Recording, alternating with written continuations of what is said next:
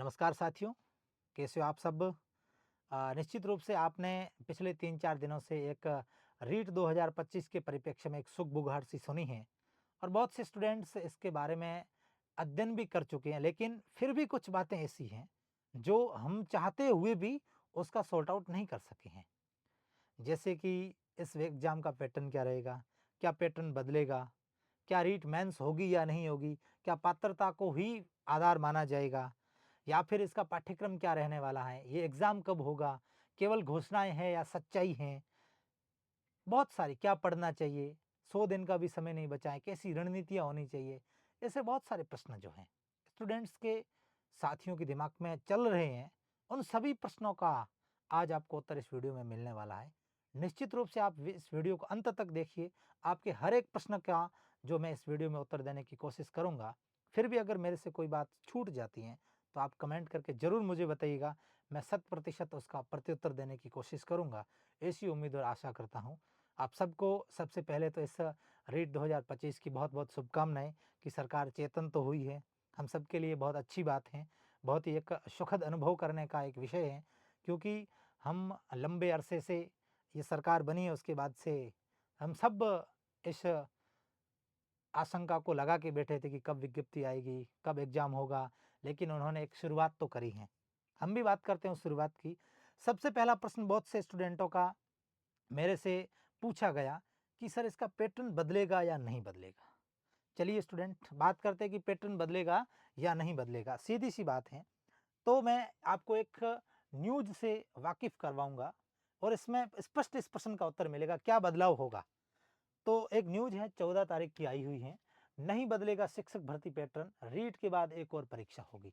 स्पष्ट रूप से कह दिया है कि कोई पैटर्न नहीं बदलेगा। जैसे 2022 में करवाया गया था एग्ज़ाम, पहले रीट पात्रता थी, फिर रीट मेंस थी, उसी के अनुसार आपका जो है वो एग्ज़ाम कंडक्ट करवाया जाएगा, कोई बदलाव नहीं होगा। स्पष्टली इन्होंने यहाँ लिखा है, रीट लेवल 1 और रीट लेवल 2 की विषयवार परीक्षा होगी, इसके अंकों की मेरिट से अंतिम चयन होगा। यही पैटर्न चयन बोर्ड की ओर से वर्ष 2022 में निकाली गई अध्यापक भर्ती में था। तब बोर्ड ने 48,000 पदों पे ये वैकेंसी निकाली थी, जिसमें 21,000 लेवल 1 के थे और 27,000 लेवल 2 के थे। और श्रीमान सीताराम जी जाट जो निदेशक है प्रारंभिक शिक्षा के, एलिमेंट्री एजुकेशन के आप निदेशक हैं, इन्होंने स्पष्ट कहा है कि जिस पैटर्न पर पिछली तृतीय श्रेणी शिक्षक भर्ती हुई थी, रीट के बाद उसी पैटर्न पर, रीट के बाद है ना, उसी पैटर्न पर शिक्षक भर्ती की जाएगी, यानी कि एक और एग्जाम हमारा होगा। इसमें फिलहाल किसी तरह के बदलाव पर चर्चा नहीं की गई है। ये सीधा-सा सीताराम जी ने स्पष्ट रूप से निदेशक साहब ने कहा है, तो हमें कोई भी किंतु परंतु नहीं रखना है। पहले रीट पात्रता होगी और उस रीट पात्रता के बाद अगला जो हमारा रीट मेंस का एग्ज़ाम होगा, वो भी एग्ज़ाम कब होगा, उसका भी उत्तर आपको मिलेगा वीडियो के लास्ट में। आज ही आलोक जी का ट्वीट है, जो कि आरएमएसएसबी बोर्ड के अध्यक्ष हैं, आलोक राज ने ट्वीट करा है। आज ही का ट्वीट मैं आपको विद प्रूफ बताऊँगा कि एग्ज़ाम कब होगा। उन्होंने मंशा ज़ाहिर कर दी है और मैं मेरा भी अनुभव बताऊँगा कि मेरे अनुसार एग्ज़ाम कब हो सकता है रीट मेंस का, ठीक है? आपका पहला सवाल यहाँ पर क्लियर हो गया कि कोई भी बदलाव नहीं होगा और ये बदलाव मैं मेरे अनुसार नहीं बता रहा हूँ, ये निदेशक साहब खुद बोल रहे हैं, उसके अनुसार बता रहा हूँ। हर एक बात ऑथेंटिक करूँगा, इसमें आपको कोई किंतु परंतु रखने की आवश्यकता नहीं है, ठीक है? अब अगली बात करते हैं। ये आपके मन में पहला सवाल कि पैटर्न नहीं बदलेगा। दूसरा प्रश्न आता है कि अगर पैटर्न नहीं बदलेगा तो पिछली बार पैटर्न क्या था? पिछली बार परीक्षा का पैटर्न क्या था? उस रीट पात्रता का क्या पैटर्न था? ये भी जानना ज़रूरी है ना? ये अत्यंत आवश्यक है इस पैटर्न को जानना। मित्रों, आप अगर चैनल पे नए हैं तो निश्चित रूप से सब्सक्राइब करेंगे, वीडियो को मित्रों तक पहुँचाएँगे, शेयर भी करेंगे, क्योंकि ये मोटिव हमें मिलना चाहिए, है ना? क्योंकि इसी मोटिव से सब कुछ चीज़ें संभव होती। चलिए अब बात करते हैं परीक्षा पैटर्न की। अब सबसे पहले यहाँ पर हम बात करते हैं लेवल 1 की, है ना? ये आपके लेवल 1 है, L1 का जो पैटर्न है यहाँ पर आया हुआ है। बाल विकास एवं शिक्षण विधियाँ, है ना? एक शिक्षण विधियाँ इसने यहाँ पर ऐड कर दिया है, लेकिन यहाँ पर अपने को केवल क्या देखना है? बाल विकास देखना है। क्या देखना है? बाल विकास। बाल विकास यानी कि शिक्षा मनोविज्ञान, एजुकेशन साइकोलॉजी। एजुकेशन साइकोलॉजी के 30 प्रश्न आएँगे। कितने आएँगे? 30 प्रश्न आएँगे और इन 30 प्रश्नों के 30 ही अंक होंगे। रीट का सबसे पहले पैटर्न क्या रखना है, ये आपको ध्यान में रखना है। 150 तो आपके प्रश्न आएँगे, ठीक है? और 150 ही अंक होंगे। क्या होंगे? 150 ही अंक होंगे टोटली। ये दोनों चीज़ें आपको ध्यान रखनी है। 150 ही प्रश्न होंगे, 150 ही अंक होंगे। एक प्रश्न 1 नंबर का है, कोई माइनस मार्किंग नहीं है, कोई नेगेटिव मार्किंग इसमें नहीं होती है। ये आपको अच्छे तरीके से ध्यान में रखना है। अब 150 प्रश्न है, उसका विभाजन कैसे किया है, पैटर्न कैसे बना है? 30 सवाल आपके साइकोलॉजी के आ जाएंगे, है ना? ये आपके साइकोलॉजी के 30 सवाल आ जाएंगे। फिर आपके भाषा 1, इनमें आप 2 भाषाएं, 3 भाषाएं, 4 भाषाएं जो निर्धारित की है उसमें से कोई एक भाषा चुन सकते हैं। जैसे मैं यहाँ पर सबसे पहले आपको बताऊं कि हिंदी भाषा है, एक आपकी इंग्लिश भाषा है, एक आपकी उर्दू है, एक पंजाबी है, एक आपकी गुजराती है। इसमें से आप कोई भी एक भाषा ले सकते हैं भाषा 1 के रूप में। और भाषा 2 में यही सेम रिपीटेड भाषाएं। अब इनमें से आपको 2 भाषाएं लेनी है। अधिकांशतः बच्चे हिंदी को चुनते हैं पहली भाषा के रूप में, ठीक है। और दूसरी भाषा के रूप में या तो वो ज़्यादातर स्टूडेंट संस्कृत को चुनते हैं और नहीं तो फिर इंग्लिश को चुनते हैं। नहीं तो किसको चुनते हैं? इंग्लिश को चुनते हैं भाषा सेकंड में। अब दोनों ही भाषाओं के 30-30 प्रश्न आते हैं। कितने कितने प्रश्न आते हैं? दोनों ही भाषाओं के 30-30 प्रश्न आते हैं, वो 60 नंबर के हो जाते हैं। यानी कि साइकोलॉजी और भाषा 1 और भाषा 2 यानी लैंग्वेज फर्स्ट और लैंग्वेज सेकंड, ये 90 प्रश्न हो गए। कितने होंगे? 90 प्रश्न हो गए। अब गुरुजी ये 19 तो हो गए, अब आगे आगे 60 किसके बचे? तो 60 बचे गणित के, है ना? 60 में 30 गणित के बचे। आपके मैथ के 30 सवाल गणित के आते हैं और 30 ही सवाल आपके आते हैं एनवायरमेंट के, यानी कि पर्यावरण अध्ययन के आते हैं। ऐसे करके आपके कुल मिला के 150 प्रश्न पूरे हो जाते हैं। लेवल 1 वालों की बात कर रहा हूँ, अभी तक केवल लेवल 1 की बात हो रही है ना। लेवल 1 के 150 प्रश्न हो गए कंप्लीट। ये पैटर्न रहा था। इसका सिलेबस जो है मैं टेलीग्राम चैनल पे डाल दूंगा, आप वहाँ से ले सकते हैं। बाकी साइट से भी आप डाउनलोड कर सकते हैं। आरबीएससी की साइट पे भी 2022 का सिलेबस डाला हुआ है। अब देखिए, अब ये चीज़ आपको ध्यान में रखने की, गणित, भाषा और भाषा 2 और पर्यावरण अध्ययन के साथ शिक्षण विधियाँ भी है। क्या है? ये यहाँ पर जो शिक्षण विधियाँ लिखी हुई है ना, ये सारी की सारी इनके साथ हैं। 15 प्रश्न आपके हिंदी व्याकरण के आएंगे और 15 प्रश्न आपके विधियों के आएंगे। भाषा में, दूसरी भाषा में आप अगर संस्कृत या इंग्लिश लेते हैं तो 15 प्रश्न आपके ग्रामर के आएंगे और 15 प्रश्न आपके विधियों के आएंगे। गणित में भी आपके 15 प्रश्न आएंगे गणित के और 15 विधियों के। और पर्यावरण अध्ययन में 20 प्रश्न आपके आएंगे। कितने? 20 प्लस 10 का रेशियो रहता है, 10 प्लस आपके शिक्षण विधियों के आएंगे। ऐसे करके कुल 150 प्रश्न होंगे। कितने होंगे? 150 प्रश्न। ये तो आपके पैटर्न रहने वाला है किसका? लेवल 1 का पैटर्न रहने वाला है, ठीक है। अब बात करते हैं लेवल 1 के पैटर्न के बाद लेवल 2 की। लेवल 2 में वही सेम बाल विकास यानी साइकोलॉजी आपके यहाँ पर 30 प्रश्न आएंगे और ये 30 ही अंकों की है, ठीक है। फिर आपके भाषा एक सेम यही, हिंदी, इंग्लिश, उर्दू, पंजाबी, गुजराती, आप इसमें से जो भी आपको एक अच्छी लैंग्वेज लगती है, जो आपको ठीक लगती है वो लेना है। अधिकतर बच्चे हिंदी लेते हैं, ये मैंने वहाँ बताया। दूसरे में संस्कृत या इंग्लिश या फिर इनमें से कोई आप एक लैंग्वेज आराम से ले सकते हैं और उस लैंग्वेज के भी 30 प्रश्न आने हैं। यानी कि 30-30 60 और 30 साइकोलॉजी के कुल हो गए 90 हो गए। अब पीछे बचे 60। तो गुरुजी 60 किसके आएंगे? तो 60 आएंगे आपके विषय के। आप अगर बीएड किए हुए हैं, है ना, आप अगर बीएड के स्टूडेंट हैं तो आपके लेवल 2 लगता है। कौन सा लगता है? L2 में आप एग्जाम देंगे और L2 में आपके 2 विषय ही बनते हैं। एक तो बनता है SST, है ना, हाँ, सोशल स्टडी, और एक बनता है आपके साइंस यानी कि विज्ञान। इन दोनों के आपके विषय से संबंधित 60 प्रश्न आएंगे। यानी कि आप विज्ञान के स्टूडेंट हैं, साइंस के हैं, तो साइंस और मैथ के दोनों मिलाकर 60 आएंगे। और आप अगर हिंदी से आपने बीए कर रखी है ना, बीएड कर रखी है, हिंदी, हिस्ट्री, आपके जो भी सब्जेक्ट रहे हैं जिसमें आप आर्ट्स के स्टूडेंट हैं तो आपके लिए सारी की सारी जो है वो सामाजिक की सामाजिक लगेगा, है ना। यहाँ पर गणित विज्ञान है तो यहाँ पर मैं सामाजिक भी लिख देता हूँ, ये लिख दिया मैंने SST, है ना। तो SST के 60 प्रश्न आएंगे। बहुत सारे बच्चे SST के होते हैं और बहुत सारे बच्चे साइंस के भी होते हैं। पिछली बार कितने फॉर्म भर गए थे उसकी भी हम चर्चा करेंगे।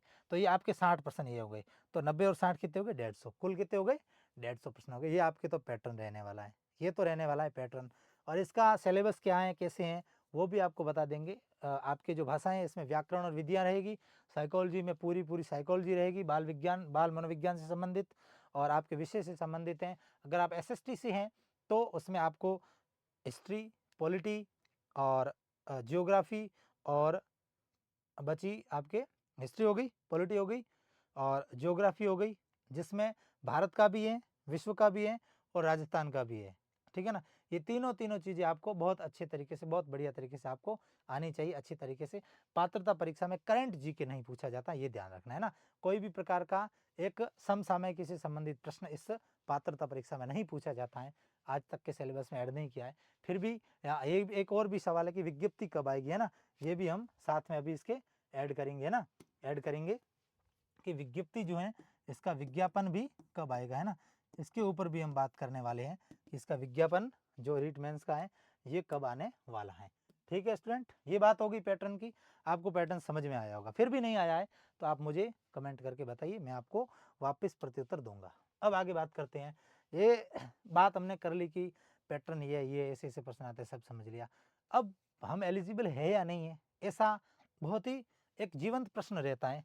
देखिए स्टूडेंट, ऐसा प्रश्न आपके मन में अगर आ रहा है तो आपको ये समझ के चलना है, ये समझ के चलना है कि आप किसी भी टीचर ट्रेनिंग कोर्स में प्रवेश ले चुके हैं ना, आप किसी भी टीटी कोर्स में प्रवेश ले चुके हैं, प्रवेश अगर ले चुके हैं ना, आप किसी भी टीचर ट्रेनिंग कोर्स में प्रवेश ले चुके हैं ना, प्रवेश आपका हो चुका है ना, प्रवेश आपका हो चुका है, भले ही आपका फर्स्ट ईयर में हुआ हो, है ना, भले ही आपका फर्स्ट ईयर में ही हुआ हो, है ना, भले ही आपका फर्स्ट ईयर में ही हुआ हो, लेकिन आपने एडमिशन करवा लिया है, उसके बाद से एनसीटीई कहती है ना, एनसीटीई कहती है कि आप जो हैं उस भर्ती के लिए योग्य हैं, उस भर्ती के लिए क्या है, योग्य हैं। ये मैं आपको दावे के साथ कहता हूं कि आपका अगर किसी भी टीचर ट्रेनिंग कोर्स में प्रवेश हो चुका है तो निश्चित रूप से आप एलिजिबल हैं। भले ही आप फर्स्ट ईयर में अभी तक 10 दिन ही कॉलेज गए हो, लेकिन आप वो पात्रता एग्जाम दे सकते हैं, और अगर आप उत्तीर्ण करते हैं तो उसकी जितनी वैधता होती है उतना आपको वो क्लासिफिकेशन मिलता है ना, क्वालिफिकेशन उसका आपको मिलता है, निश्चित रूप से वो मिलता है। ये चीज़ भी आपको ध्यान में रखनी है।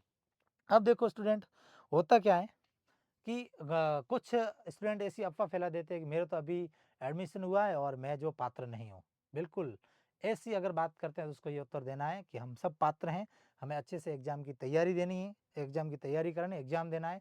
लेकिन इसमें दिक्कत कहाँ आ सकती है कि आपने फर्स्ट ईयर में, आप इस वर्ष ही आपका चयन हुआ है और अभी आपके अगस्त सितंबर में क्लासेस शुरू हुई हैं बीएसटीसी या बीएड में, और आप रीट पात्रता देते हैं, आप 100 नंबर लाके पास हो जाते हैं। फिर उदाहरण के लिए अगस्त में या नवंबर में एग्ज़ाम करवाया जाता है रीट मेंस का, उसमें भी आप बहुत इंटेलिजेंट है, होनहार है, और आप एग्ज़ाम उसको फाइट करते हैं, और कट ऑफ पिछली बार 195 के आसपास रही थी, आप अगली बार 200 रहती है और आप उसको पार कर लेते हैं, आपका चयन हो जाता है। लेकिन जब आप डॉक्यूमेंट वेरिफिकेशन करवाने जाएंगे उस वक्त आपके साथ बीएसटीसी या बीएड की कंप्लीट डिग्री होनी चाहिए, उस वक्त वो आपके पास होगी नहीं, तब वो आपको क्या कर देंगे, बाहर कर देंगे। लेकिन हमारे घर से क्या गया, कुछ नहीं गया।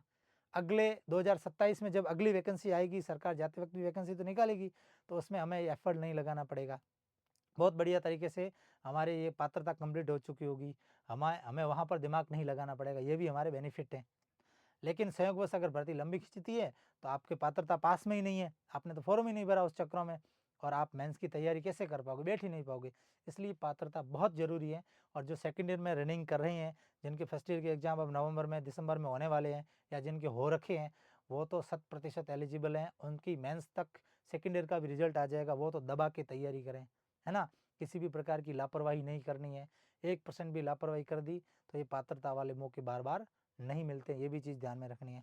अब अगला प्रश्न रहता है कि ये चीज़ तो ठीक है, अब चलो हम पात्र हो गए हैं, जैसे आपने कहा कि आपका अगर एसटीसी में या बीएड में एडमिशन हो चुका है तो आपको ये एग्ज़ाम देना ही पड़ेगा, तो देंगे गुरुजी, और तो क्या करें, है ना, 90-100 दिन बचे हैं, ज़्यादा नहीं बचे, इसके लिए क्या करना पड़ेगा, कैसे करना पड़ेगा। इससे पहले हम विज्ञापन की बात करते हैं कि इस रीट 2025 का विज्ञापन जो है वो कब आ सकता है ना। तो मेरे अनुसार ये विज्ञापन जो है इस रीट का इस 20 अक्टूबर से पहले पहले आना चाहिए, है ना, ऐसा मैं मान के बैठा हूँ कि 20 अक्टूबर 2024 से पहले इसका विज्ञापन आना चाहिए। अभी 2-4-5 दिन में इसका विज्ञापन निकालना चाहिए आरबीएससी द्वारा, ऐसा हम होप रखते हैं, आशाएं रखते हैं, उम्मीद करते हैं। फिर देखो क्या होता है ना आगे। अब चलो विज्ञापन भी आ जाएगा, तो फिर 90 दिन की रणनीति कैसे बनाएंगे, क्या कुछ करना है, कैसे पढ़ना है, कहाँ से पढ़ेंगे, पाठ्य सामग्री क्या है, क्या हम कोचिंग लेंगे या फिर गाइड से पढ़ेंगे, क्या सामग्री लानी है, ये सब बातें दिमाग में चलती हैं। सबसे पहले तो मैं यहाँ बात स्पष्ट कर लूँ कि आपके पास केवल 3 महीने का समय है, और आप कोचिंग के भरोसे जाओगे या कोचिंग करना चाहते हो तो यहाँ पर आपकी सबसे बड़ी मूर्खता है। क्योंकि अभी इसके ऊपर तो सीधा सा ये प्रश्नवाचक चिन्ह ही लग गया है कि 19 डेज में कोई इस प्रकार की कोचिंग जन्म घुट्टी नहीं है आपको पिला दे कि आप पात्रता, आपको अभी कुछ भी नहीं आ रहा है। साइकोलॉजी में आपको ये भी पता नहीं है कि पावलो बांडुरा या फिर स्किनर क्या है, आप जानते ही नहीं है, तो फिर कोई मतलब नहीं है, है ना। जाओगे तो भी समय ही खराब होगा, ज़्यादा इतना एफर्ट नहीं लगा पाओगे। लेकिन शॉर्ट एंड स्वीप, है ना, कंप्लीट किस प्रकार से 95 100 के आसपास अंक लाकर इस पात्रता को पास की जाए, इसके लिए भी मैं आगे बात करूंगा, इसके लिए भी मैं आगे बात करूंगा, ठीक है ना। और कुछ गाइड और सामग्री के बारे में भी बात करूंगा। इससे पहले इस 90 दिन की एक छोटी सी रणनीति के ऊपर मैं बात करूंगा कि आपको इस शेष 90 दिन में क्या करना है, ठीक है। देखिए, आपके पास 90 दिन पड़े हैं, आपको प्रत्येक दिन के 10 घंटे निकालने हैं। कितने घंटे निकालने हैं? 10 घंटे निकालने हैं ना। प्रत्येक दिन के 10 घंटे निकालते हैं तो आपके 90 दिन में आपके पास 900 घंटे हो जाएंगे। कितने? 900 घंटे। एग्जाम 19 जनवरी में संभावित बताया है, ठीक है ना। एग्जाम जो है, ये परीक्षा है, लगभग इन्होंने यही मैं मान के बैठा हूँ कि इन्होंने जनवरी में कहा है, तो मेरे अनुसार 19 जनवरी को एग्जाम हो सकता है, ठीक है। अगर 19 जनवरी को एग्जाम नहीं होता है तो ये एग्जाम 26 जनवरी के बाद या 26 जनवरी के बाद ही होगा, पहले नहीं होगा। फरवरी फर्स्ट वीक में भी हो सकता है ना, फरवरी के प्रथम सप्ताह में भी हो सकता है ना, फर्स्ट वीक में भी ये एग्जाम हो सकता है, ठीक है ना। इसलिए आपके पास लगभग 90 दिन बचेंगे, तो इसमें आप डेली के 10 घंटे पढ़ते हैं तो आपके पास 900 घंटे होते हैं। कितने होते हैं? 900 घंटे होते हैं, ठीक है ना। 900 घंटे होते हैं, इवन इनको हम 1000 भी मान सकते हैं अगर आप एफर्ट ज़्यादा लगाते हैं, 12 घंटे करते हैं। तो इन 900 1000 घंटों को आप भाग दे दो 5 का, क्योंकि आपके 5 विषय हैं, साइकोलॉजी, 2 लैंग्वेज, एक गणित और एक पर्यावरण, ये 5 विषय हो गए, ठीक है, लेवल 1 वालों के। और लेवल 2 के 3 तो वो सेम हो गए, और 2 विषय आपके हो जाएंगे साइंस मैथ, या फिर आप एसएसटी में है तो भी आपके 3 से तो ज़्यादा ही होंगे, है ना, क्योंकि पॉलिटी होगी, भूगोल होगी, हिस्ट्री हो गई, है ना। ये ऐसे करके आपको 5 खंडों में पाठ्यक्रम बांटा हुआ मिलेगा। तो आप प्रत्येक विषय को 200 घंटे दीजिए। कितने? 200 घंटे दे दीजिए। 200 घंटों के दरमियान पढ़ना क्या है वो भी चीज़ मैं अभी आपको बताऊंगा कि क्या पढ़ना है, कैसे पढ़ना है, ठीक है। आपने 200 घंटे दे दिए, एक विषय को 200 दे दिए, तो 200 इंटू 5 करते हैं तो 1000 हो ही जाते हैं ना, सीधे से क्या हो जाते हैं? 1000 हो ही जाते हैं। अब कैसे पढ़ें? अब साइकोलॉजी के बारे में तो ध्यान ही नहीं है, कैसे पढ़े कैसे नहीं पढ़े। हाँ, कोचिंग इस जगह आपके फायदे आ सकता है कि आप किसी एक पोर्शन की कोचिंग करें। जैसे हिंदी तो आपको ठीक ठाक आ रही है, आप ठीक तरीके से पढ़ के आ रहे हैं, मैथ आपको ठीक आ रही है, आपकी इंग्लिश भी ठीक ठाक है, नहीं तो आप संस्कृत हिंदी जैसी है, बायो लैंग्वेज है ना, उसके जैसे, जैसे हिंदी इधर है तो उधर भी चलती है, समास इधर है तो उधर भी उसी प्रकार के थोड़े से समास विग्रह में दिक्कत है। प्रत्यय हाँ, हिंदी वाले और ये संस्कृत वाले अलग अलग, अव्यय अलग अलग हो सकते हैं, लेकिन उपसर्ग तो सेम है, केवल 22 ही है। तो उसमें आपको ज़्यादा दिक्कत नहीं आएगी, वो आप आराम से कर सकते हैं, उसमें कोई दिक्कत नहीं आने वाली है, ठीक है ना। तो आप एक पोर्शन की जो है वो कोचिंग ले सकते हैं, वो भी कैसे लेनी है वो भी बताऊंगा, है ना। जैसे आप साइकोलॉजी पढ़ना चाहते हैं और आपको साइकोलॉजी जो है वो ठीक तरीके से शुरुआत में मुझे पता है कि समझ में नहीं आएगी, तो इसलिए आप अवनी एजुकेशन से, अवनी एजुकेशन से आप जो हैं साइकोलॉजी का कोर्स ले सकते हैं, वहाँ से पढ़ सकते हैं। धीर सिंह जी आपको बहुत अच्छा पढ़ाते हैं, बहुत ही शानदार पढ़ाते हैं। फिर भी आपको लगता है कि हम इस प्रकार के कोर्स को नहीं देख सकते हैं, तो फिर आप किसी भी प्रकार की बुक लाकर, साइकोलॉजी की बुक लाकर पढ़ सकते हैं, ठीक है ना। जिसमें आप बहुत अच्छी बुकों की बात करूं तो यही अवनी की, धीर सिंह जी की बुक आती है। दूसरे नंबर पे आप सिखवाल की बुक ला सकते हैं, ठीक है ना, सिखवाल की बुक ला सकते हैं। वंदना जादौन की बुक आती है, उसको आप ला के पढ़िए, ठीक है ना, उस बुक को भी आप ला के पढ़ सकते हैं। इसके बाद मैं समग्र बुकों की बात करूंगा तो वहाँ पर अच्छे तरीके से बताऊंगा। यहाँ पर तो मैंने साइकोलॉजी का उदाहरण दिया है कि आप ऐसे उसको पढ़ सकते हैं, एक कोर्स के रूप में पढ़ सकते हैं।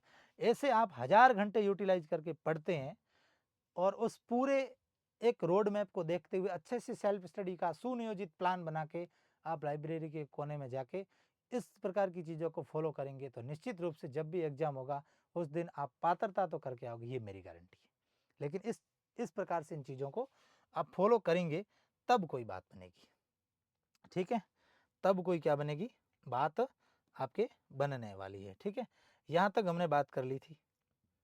अब यहाँ पर अगली बात आती है कि लेवल 1 और लेवल 2 के लिए क्या क्या हम सामग्री को पढ़ें, है ना, क्या क्या सामग्री को हम पढ़ें, इस सामग्री को हम जो है कैसे पढ़ें, कैसे एडजस्ट करें। ये चलो हम 90 दिन तक तो मेहनत कर लेंगे ना, 90 दिन तक तो हम जी तोड़ मेहनत कर लेंगे गुरुजी, लेकिन 90 दिन में करना क्या है, क्या क्या चीज़ें पढ़नी है, अभी तो हमें साइकोलॉजी का कक्का भी नहीं आता है, क्या करें।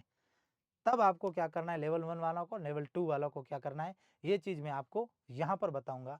इससे पहले सामग्री में 4-5 बातें जो हैं हम साथ साथ करते जाएंगे कि लेवल 1 में एक तो आपके साइकोलॉजी हो गई, ठीक है, एक साइको हो गई, इसकी बुक भी बताऊंगा साथ साथ में। एक भाषा हो गई, ठीक है। भाषा में मैं केवल हिंदी और संस्कृत के बारे में बताऊंगा और अंग्रेजी के बारे में भी बताऊंगा। 3 भाषाओं का ही मुझे नॉलेज है, बाकी का नहीं है तो मैं नहीं बता पाऊंगा, है ना। भाषा हिंदी और भाषा संस्कृत, ठीक है, भाषा संस्कृत, इसके बारे में हम चर्चा करेंगे। और फिर आपके गणित और आपके पर्यावरण, इसके ऊपर जो हम बात करने वाले हैं, ठीक है। अब आपको क्या पढ़ना है क्या नहीं पढ़ना है वो बात यहाँ पर करते हैं।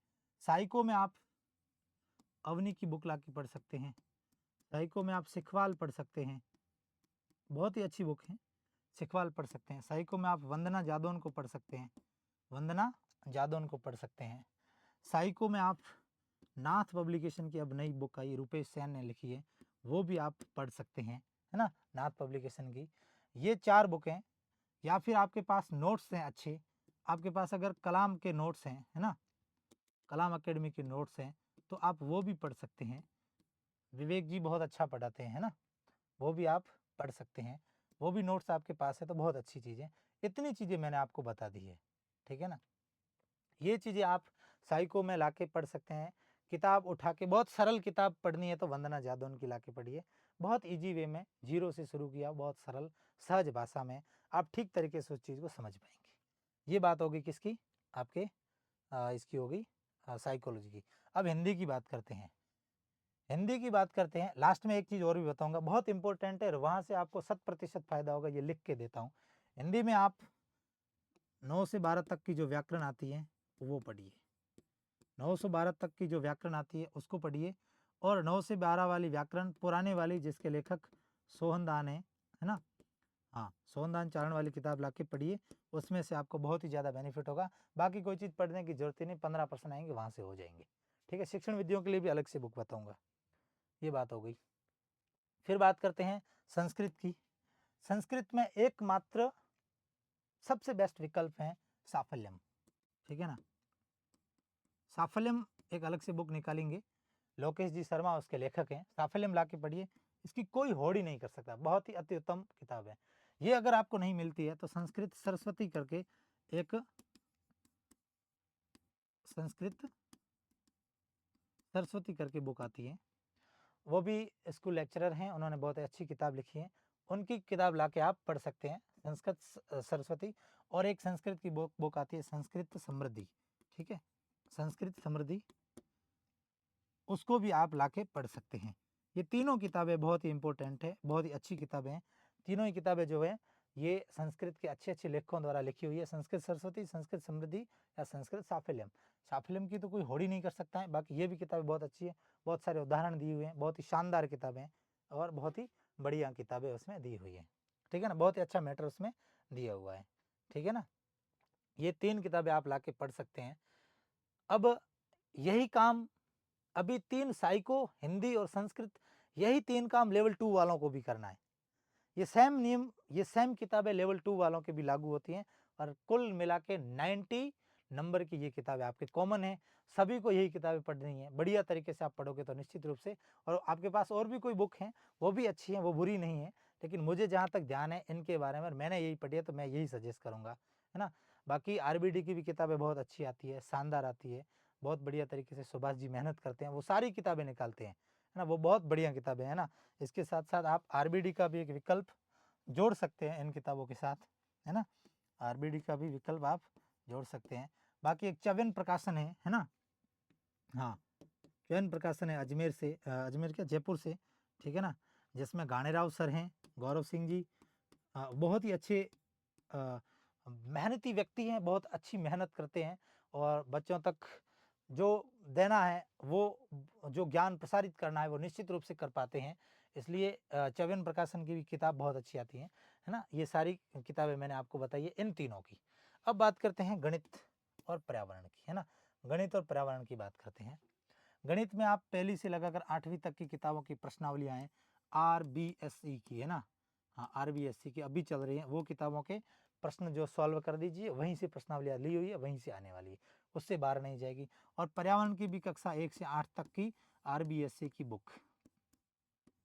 बाकी आप गाइड के थोड़े बहुत आपको पुटअप दे दूंगा कि वो गाइड लाके आप पढ़िए, आपके वो भी बेनिफिट हो जाएगा ये। या फिर नाथ की एक अभी गाइड नई जारी करेंगे ना, नाथ पब्लिकेशन की, बहुत ही अच्छी बुक आएगी पर्यावरण की, वो लाके आप पढ़ सकते हैं। पर्यावरण में लगभग मैंने अभी बैठ के काउंट किए थे, सिलेबस देख रहा था तो 99 टॉपिक है, 99 टॉपिक है ना। प्रश्न 30 पूछे जाने, जिसमें 20% पर्यावरण के और 30 विधियों के आएंगे, 10 विधियों के आएंगे, ऐसे करके कुल 30 है ना। तो काम बड़ा है ना, काम बड़ा है, ये टॉपिक की दिए हुए है, ठीक है ना। हाँ, काम बड़ा है, लेकिन इसको हल्का करना भी हमारे हाथ में है, ठीक है बेटा।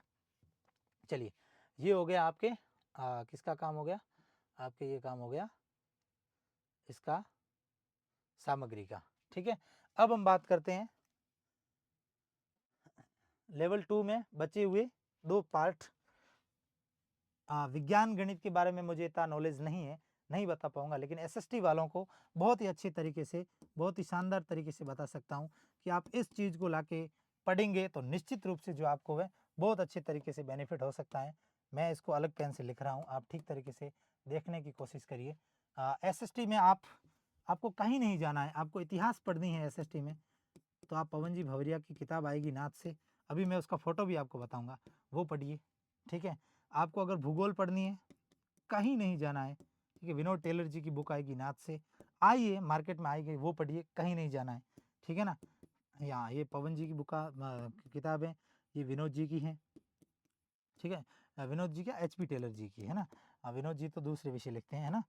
हाँ, ये HP टेलर जी की बुक है, ठीक है। और इतिहास हो गया, भूगोल हो गया, और पॉलिटी है ना। हाँ, राजनीति, राजनीति में भी नाथ की बहुत ही अच्छी बुक आती है, लेकिन उसके साथ में एक ऑप्शन और जोड़ूंगा, राहुल सर का, जिसका कोई शान ही नहीं, बहुत ही शानदार बुक लिखते हैं राहुल चौधरी जी, उनकी बुक लाके भी आप पढ़ सकते हैं। ये सारी बुकें अभी मैं बताऊंगा आगे आपको, इसके फोटोज़ वगैरह भी साथ में मैं लेके आया हूँ, ये आप पढ़िए, निश्चित रूप से बहुत ही अच्छा बेनिफिट आपको होगा, बहुत ही अच्छा बेनिफिट आपको होगा। और एक ही जगह, एक ही छत्र पे आपको लास्ट में शिक्षण विधियाँ भी पढ़नी है। क्या पढ़नी है? लास्ट में आपको शिक्षण विधियाँ भी पढ़नी है। बिना शिक्षण विधियों के काम नहीं चलता है ना, तो ये शिक्षण विधियाँ भी बहुत ही इंपॉर्टेंट है। जो ये शिक्षण विधियाँ हैं, ये बहुत ही इंपॉर्टेंट है। इन शिक्षण विधियों को आप पढ़ सकते हैं, अलग अलग किताबें लाके भी पढ़ सकते हैं, संस्कृत की साफल्य में लाके पढ़िए, कोई दिक्कत नहीं, सामाजिक की अवनी एजुकेशन की लाके पढ़िए, कोई भी दिक्कत नहीं है। लेकिन साथ में समग्र शिक्षण विधियों की बुक आती है नाथ की, वो आप लाके पढ़िए, अभी मार्केट में आ जाएगी 25 अक्टूबर के आसपास, बहुत ही अच्छी बुक है ना। वो मैं आपको अभी ये बता भी देता हूँ, यहाँ पर ये सारी बुकें पढ़िए, रीट पात्रता के लिए शीघ्र प्रकाशित होगी, जिसमें हिंदी की भी हैं, संस्कृत की भी हैं, इंग्लिश की भी हैं, बाल विकास की भी है, मैंने कहा ना रूपेश जी ने लिखी है, गणित की भी हैं, विज्ञान की भी हैं, रीट लेवल 1 के लिए गणित की हैं, पर्यावरण अध्ययन की है, ये पढ़ा ना, भारत का इतिहास रीट लेवल 2 के लिए, राजस्थान के इतिहास संस्कृति लेवल 2 वालों के लिए, भूगोल भी आ गया, और ये आपके शिक्षण विधियों की बुक आ गई, बहुत ही अच्छी एक कलेक्ट की हुई बहुत ही शानदार पुस्तकें हैं। निश्चित रूप से आप इनके साथ जाएंगे तो 100% आपको 90 डेज आप अगर यूटिलाइज करते हैं और प्रत्येक दिन 9 से 10 घंटे पढ़ते हैं, तो आप अगर 1000 घंटे तक अध्ययन कर लेते हैं इन पुस्तकों का, तो आपकी पात्रता कोई नहीं रोक सकता। ये दावे के साथ कहता हूँ, गारंटी के साथ कहता हूँ, मैं विश्वास के साथ कह रहा हूँ। आपको ऐसा लग रहा होगा कि बार बार इसी पब्लिकेशन का नाम क्यों लिया जा रहा है, लेकिन क्या करें, जो अच्छा लिखता है, जिसमें अच्छा मैटर होता है, वो अगर स्टूडेंट तक नहीं पहुँचे और वो हम सजेस्ट नहीं करें, तो निश्चित रूप से कहते हैं ना कि सत्य की जीत नहीं होती है, और सांच को आँच भी नहीं है, सत्य को सत्य कहना भी चाहिए, है ना, और स्वीकार करने की और सुनने की हिम्मत भी होनी चाहिए, इसलिए कह रहे हैं। बाकी सारे पब्लिकेशन अच्छे हैं, बहुत ही बढ़िया हैं, लेकिन वर्तमान परिप्रेक्ष्य में जो अपना उत्कृष्ट दे रहा है, वो निश्चित रूप से मैं सैल्यूट करता हूँ इनकी मेहनत को, बहुत ही अच्छी सुनियोजित तरीके से, न ज़्यादा न कम, न पितुली बुक्स लिखते हैं। बाकी भी प्रकाशन बहुत ही अच्छी मेहनत कर रहे हैं, जैसे चवन प्रकाशन हो गया, RBD हो गया, छिकवाल वाले हो गए, लक्ष्य वाले हो गए, बहुत शानदार मेहनत कर रहे हैं, वो भी किताबें बहुत ही अच्छी हैं। वो आप अगर पढ़ रहे हैं तो चेंज मत करिए, बहुत बढ़िया है, आप उसको पढ़िए, कोई दिक्कत नहीं है, लेकिन वर्तमान में ये चीज़ें आप थोड़ा सा अच्छे से फॉलो करिए। वीडियो थोड़ा लंबा भी बन रहा है साथ साथ में, ठीक है ना। और अगर आप चैनल पर नए हैं तो चैनल को सब्सक्राइब जरूर करेंगे, ऐसी उम्मीद करता हूँ। अब गुरुजी ये सारा कुछ कर लिया, अब रीट मेंस कब होगा बताइए, रीट मेंस कब होगा बताइए। आलोक राज जी बड़े यूं कहते हैं ना कि एक हास्य विनोदी प्रवृत्ति के और स्टूडेंट्स के हितों को ध्यान में रखने वाले और बहुत ही मैं कहता हूँ ना कि एक जुझारू व्यक्तित्व के धनी है। निश्चित रूप से ऐसा हमें अध्यक्ष मिला, हम सैल्यूट करते हैं आलोक जी को भी। हर एक बात को बहुत बढ़िया तरीके से समझाते हैं और हमारी भावनाओं को समझते हैं। अभी उन्होंने ट्वीट करा है लगभग ये 7 बजने के आसपास, और श्रीमान जी ने लिखा है कि हमारी टीम ने वर्ष 2026 तक का विस्तृत परीक्षा कार्यक्रम जारी कर दिया है, जिसके बाद से अध्यापक भर्ती परीक्षा की तैयारी करने वाले अभ्यर्थियों को ब्याड़ू नहीं भा रहा है। यहाँ पर विशुद्ध मारवाड़ी बोल दिया ना, ब्याड़ू का मतलब शाम का खाना जो डिनर है वो उनके अंग नहीं लग रहा है। और उनसे गुजारिश है कि आप लोग समय पर खाना खा लीजिए प्लीज। जैसे ही हमारी टीम के पास रीट मेंस की अभ्यर्थना आएगी, हम लोग उसकी परीक्षा नवंबर 2025 में कब करवाएंगे? नवंबर 2025 में, हाँ, रिजर्व डेट्स में आयोजित करवा देंगे। सो आप लोग बेफिक्र रहिएगा। जय हिंद। क्या बात है ना। नवंबर 2025 में आपकी जो एग्जाम है वो यहाँ पर होनी चाहिए, ऐसा बताया गया है आलोक जी द्वारा, है ना। तो आलोक जी ने जो बताया है वो निश्चित रूप से सही है। हम भी ये मान के चलें कि नवंबर 2025 में आपका रीट मेंस होगा। ये फरवरी में, अगर जनवरी फरवरी में एग्जाम करवाते हैं रीट पात्रता का, तो फिर मार्च एंडिंग या अप्रैल में आपका रिजल्ट आ जाएगा, और अप्रैल एंडिंग या जून में आपका जो है 3rd ग्रेड वापस रीट मेंस का जो है अध्यापक परीक्षा का आपके आ जाएगा विज्ञापन, नोटिफिकेशन। और फिर जुलाई, अगस्त, सितंबर, अक्टूबर और नवंबर 5 महीने में आपके ये एग्जाम मेंस का हो जाएगा, है ना। ऐसी बात आलोक जी ने कही है, बिल्कुल एकदम सही बात कही है। निश्चित रूप से हम उस पैटर्न को फॉलो करेंगे, ऐसी उम्मीद भी करते हैं। और साथ साथ में हमने ये सिलेबस के बारे में डिस्कस कर लिया, पात्रता और मुख्य परीक्षा के बारे में भी हमने बात करी है। मुख्य परीक्षा और पात्रता में बहुत ही ज़्यादा फर्क होता है। मुख्य परीक्षा जब नज़दीक आएगी उसके ऊपर भी हम वीडियो बना के बात करेंगे। और 3 माह में तैयारी कैसे करनी है प्री मेन, ये भी बता दिया। फर्स्ट ईयर वालों के बारे में भी बता दिया है। सारी बातें हमने बहुत ही अच्छे तरीके से कर ली हैं, और निश्चित रूप से बहुत सी चीज़ें आपको जो है वो ठीक ठाक समझ में आई होगी। फिर भी आपको लगता है कि मेरा कोई भी प्रश्न है तो आप कमेंट करिए, मैं निश्चित रूप से उत्तर देने की कोशिश करूँगा। और अगर आप चैनल पर नए हैं तो चैनल को ज़रूर सब्सक्राइब करें, वीडियो को मित्रों तक शेयर करें। ठीक है, चलते रहिए, बढ़ते रहिए, हंसते रहिए, मस्त रहिए और पढ़ते रहिए।